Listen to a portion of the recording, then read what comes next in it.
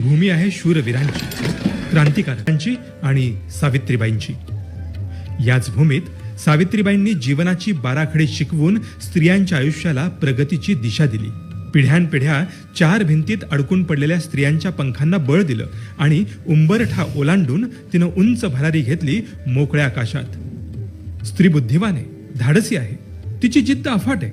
गरज होती ती फक्त तिला साथ देण्याची, तिचा आत्मविश्वास वाढवण्याची. आणि म्हणूनच मुलींच्या शिक्षणाला गती देण्यासाठी महाराष्ट्र शासनानं एक दमदार पाऊल उचललंय. ते पाऊल आहे 100% शैक्षणिक फी माफीचं. मुलींना मोफत व्यावसायिक शिक्षण देण्याचं आणि महिलांना सक्षम बनवण्याचं.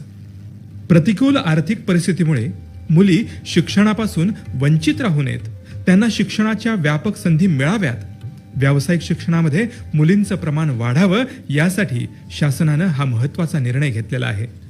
चला तर मग जाणून घेऊया या योजनेची वैशिष्ट्य. सन 2024-25 आणि त्यापूर्वी ज्या विद्यार्थिनींनी शैक्षणिक प्रवेश घेतलेला आहे आणि सध्या विविध शैक्षणिक सत्रात शिकत आहेत, अशा महाराष्ट्रात राहणाऱ्या आणि महाराष्ट्र सीमा क्षेत्रातील ज्या विद्यार्थिनी या अटी आणि शर्तींची पूर्तता करतील, अशा सर्व पात्र मुलींना या योजनेचा लाभ घेता येईल. ही योजना शैक्षणिक वर्ष 2024-25 पासून पुढे लागू राहील.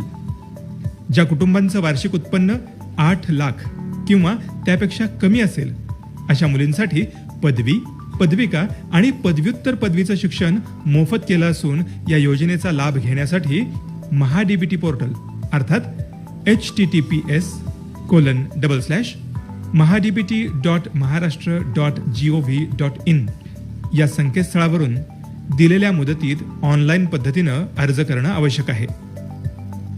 विद्यार्थिनींनी प्रवेश घेतलेल्या व्यावसायिक अभ्यासक्रमांचं वार्षिक शैक्षणिक शुल्क आणि परीक्षा शुल्क अर्थात ट्युशन फी आणि एक्झाम फी माफ केली जाईल. व्यावसायिक अभ्यासक्रमांसाठी शुल्क नियामक प्राधिकरण आणि बिगर व्यावसायिक अभ्यासक्रमांसाठी सक्षम प्राधिकरणानं निश्चित केलेलं 100% मर्यादेपर्यंतचं शिक्षण शुल्क शिष्यवृत्ती स्वरूपात देण्यात येईल.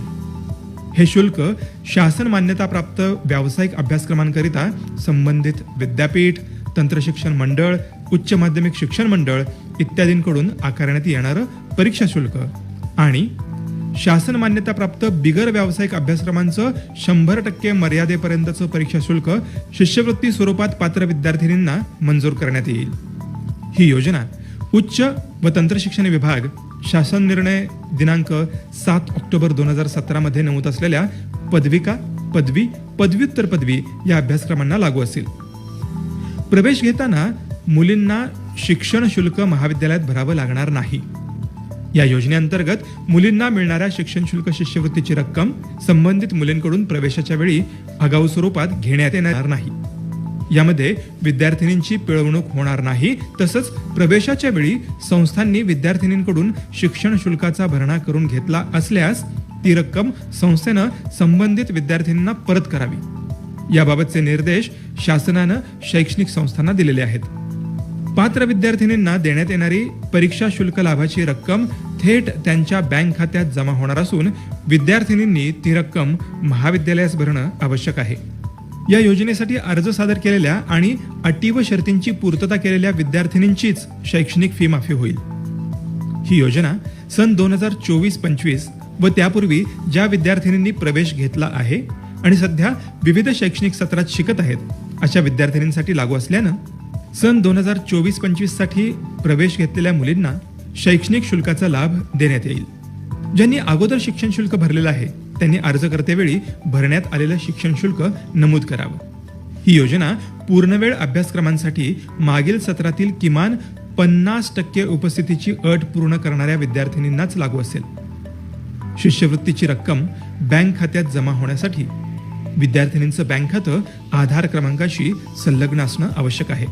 सक्षम प्राधिकरणामार्फत घेण्यात येणाऱ्या प्रवेश परीक्षा प्रक्रियेद्वारे व्यावसायिक तसंच बिगर व्यावसायिक अभ्यासक्रमास प्रवेश घेणाऱ्या संबंधित प्रवर्गातील ज्या विद्यार्थिनींचं 100% शिक्षण शुल्क माफ झालेलं आहे, त्यांच्याकडून प्रवेशाच्या वेळी कोणतंही शुल्क न आकारता त्यांना प्रवेश देण्यात यावा.